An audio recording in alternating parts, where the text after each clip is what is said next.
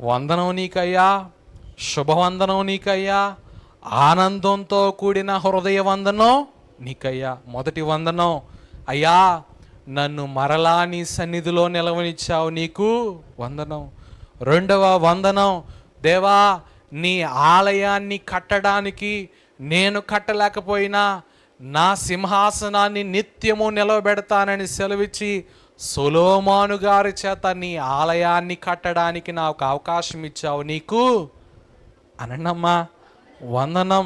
మూడవ వందనం, అయ్యా నేను పాపం చేసిన వాడినైనా, నేను ద్రోహం చేసిన వాడినైనా, నేను నీ సన్నిధికి అవమానం తెచ్చిన వాడినైనా నీవు నన్ను క్షమించి నన్ను శుద్ధి చేసి నా పేరుతో భూలోకానికి వచ్చావు.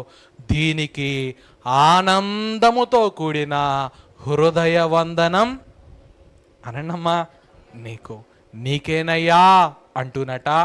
నిండైన అంతస్తుతో నిలవబడిన ఈ దావీదు గారు అతనికి అనగా దేవుడు తనకు చేసినటువంటి కార్యములన్నింటిని బట్టి వందనాలను ప్రభువుకి చెల్లిస్తారు.